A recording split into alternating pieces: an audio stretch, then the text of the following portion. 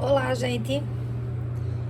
Na última aula, né, no último vídeo, a gente ficou na página 107, não foi isso? Onde a gente falou um pouquinho das propostas, né, de classificação aí dos seres vivos. E a gente viu aí o reino animal, reino vegetal, reino dos fungos, reino dos protoctistas, né, e o reino das bactérias, tá? Hoje a gente vai para a página 108, que a gente vai falar um pouquinho aí da nomenclatura, né, dos seres vivos, né, a classificação de um ser vivo, tá? E eu já inicio com vocês a seguinte pergunta, né? Por que, né, fazer? Qual a finalidade, né, dessa classificação aí desses seres vivos, né? A classificação, gente, dos seres vivos, ela é feita para a gente avaliar o total de diversidade dos seres vivos no planeta, né? Além disso, essa classificação, ela serve para facilitar aí a identificação das espécies em qualquer lugar do mundo, né? Tendo em vista que a classificação ela é de forma universal, né? Ou seja, o ser humano ele classifica as coisas, nesse caso os seres vivos, para entender, né? Para ficar mais fácil de se entender aí essa diversidade dos seres vivos, tá? E aí essa classificação, ela é um sistema que organiza aí os seres vivos em categorias, né? Agrupando-os aí de acordo com as características comuns, bem como suas relações aí de parentescos evolutivos, tá? É usada a nomenclatura científica, que facilita aí a identificação de um organismo, né, de um ser vivo em qualquer parte do mundo. Eu vou mostrar esse exemplozinho na próxima página, que seria na página 110, tá? Essa classificação dos seres vivos, existe 5 grandes grupos, né, conhecidos, que seria os reinos, né, o monera, o protista, o fungo, o vegetal e o animal. E aí a gente vai ver aqui no livro, nessa página 108, tá? Nomenclatura dos seres vivos. Para classificar um ser vivo, é preciso identificá-lo, né? Dar a ele um nome. No início das classificações, os seres vivos, né, eram nomeados com termos aí comuns, muitas vezes relacionados à sua aparência, né, ou ao seu modo de vida. Isso acontece até os dias de hoje, né? E normalmente conhecemos os seres vivos por seu nome de uso comum, tá?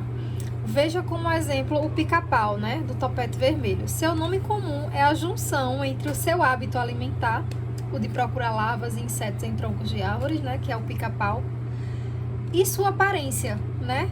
Nesse caso aí, penas vermelhas na região da cabeça, que seria o topete vermelho. A gente consegue identificar que o nome do pica-pau do topete vermelho é uma característica do próprio animal, né? O topete vermelho, porque ele tem, de fato, esse topete vermelho, e pica-pau, porque ele procura larvas aí em troncos de árvores, tá? No entanto, esse tipo de nomenclatura pode causar confusão, pois a mesma espécie pode ter nomes populares diferentes, tá? A ave citada anteriormente é também conhecida como pica-pau da garganta preta, né? No século XVIII, o botânico, zoólogo, né, e médico sueco, Carl Linnaeus, né? Inicialmente ele organizou os seres vivos em categorias, tá? Com o objetivo aí de facilitar seus estudos, né? Algumas dessas categorias são utilizadas até os dias de hoje e outras foram posteriormente criadas, né, de maneira geral.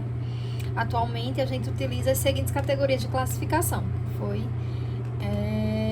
Essa classificação seria reinos, filos, classes, ordem, família, gêneros e espécies, tá?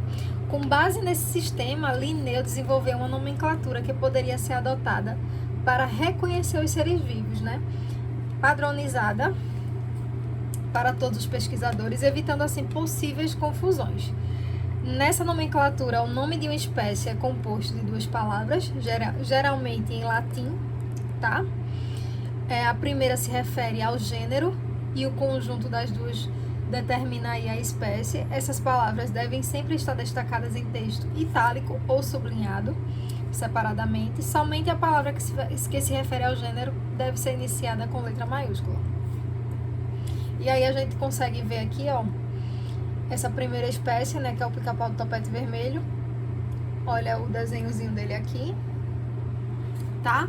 O nome científico também da onça pintada, né, é Panthera onça, tá? Que se refere ao gênero, e Panthera onça determina assim a sua espécie. Em um texto, a primeira vez que o nome da espécie aparece, deve ser escrito de maneira completa. A partir da segunda vez, o gênero pode ser abreviado, por exemplo, P. onça, né? Que aí significa Panthera onça.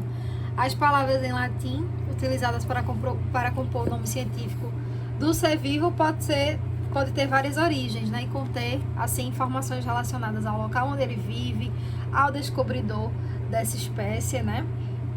Ou até mesmo as características do ser vivo.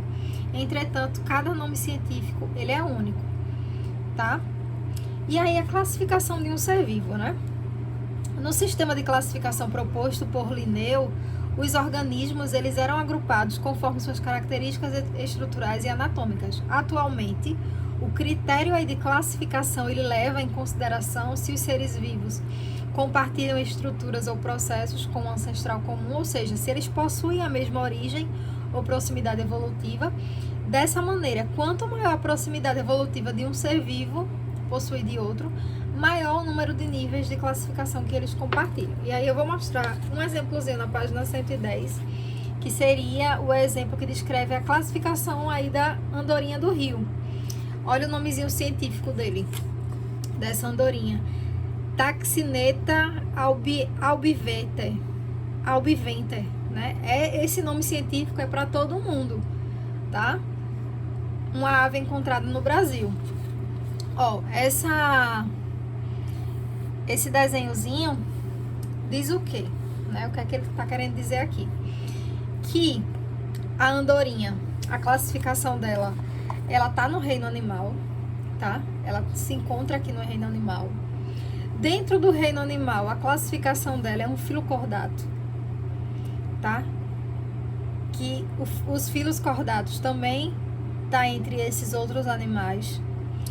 Dentro do filocordato, a classificação dela é uma classe de aves. Vocês podem observar, ó, que filos cordados aqui já não tá nas aves, né? O sapo já saiu, a cobra já saiu, só ficou agora as aves. Ordem Passeriformes. Pronto, aí agora já reduziu, já minimizou mais um pouquinho, né? Aí só tá essas espécies aqui. Para reduzir mais um pouquinho, família Hirudinidae, né? Que aí também já enxugou mais um pouquinho, algumas espécies. E aqui tá só o gênero Tacicineta, né? Que seria a andorinha aí do rio. Aqui só existe ela. Tá vendo? Na biologia, espécies podem se referir a um grupo de indivíduos capazes de reproduzir entre si mesmo, resultando assim em descendentes, né? Também aptos para reproduções férteis. Neste caso, a andorinha do rio só irá gerar descendentes férteis ao se reproduzir com outra andorinha dessa mesma espécie. Ou seja, para gerar um descendente de uma espécie, ela tem que se reproduzir com outro animal da mesma espécie. Não pode ser com animais diferentes, tá? E aí vamos vir aqui na página 111, perdão. Influência indígena na nomenclatura dos seres vivos. A cultura indígena, nela possui grande influência aí na população brasileira. Muitos costumes incorporaram-se à vida dos brasileiros e fazem parte do nosso folclore, né? Entre eles estão o hábito de deitar em redes, usar plantas nativas para tratar doentes ou preparar alimentos como farinha, tapioca, beiju, suco de caju, guaraná, abacaxi, entre outros, né? A língua portuguesa também possui influência indígena, tá? Sobretudo a língua tupi-guarani. Isso também acontece com os nomes comuns de alguns seres vivos. Observe o quadro a seguir com nomes de origem indígena. Ó, nome abacaxi, aquilo que cheira bem. Abacaxi quer dizer que aquilo que se cheira bem. Arara, qual o significado dessa palavra arara? ave grande, capivara, comedor de capim, jacaré, aquele com olhar de lado. E assim, cada nomezinho desse significa algo, tá? E tudo isso vem da influência indígena de colocar esses nomes nos seres vivos, tá bom? Nessa mesma página vai ter duas questõezinhas aí nessas atividades. Eu vou pedir que vocês façam, tá? Vai ser a nossa atividade para casa, essas duas atividades. E aí eu vou colocar lá no grupo, tá? O vídeo já tá em 10 minutos, eu vou parar ele aqui para não ficar muito extenso e não dificultar na hora que eu colocar lá no Google Sala, tá? Para não ficar muito pesado, senão eu não vou conseguir postar ele. E aí no próximo vídeo a gente vai concluir e vou deixar essa atividade para vocês realizarem essas pesquisas em casa, tá? Aqui também já tá dando até um sitezinho para vocês seguir para a questão das pesquisas, né? E conseguir responder as atividades, tá bom, gente? Até o próximo vídeo.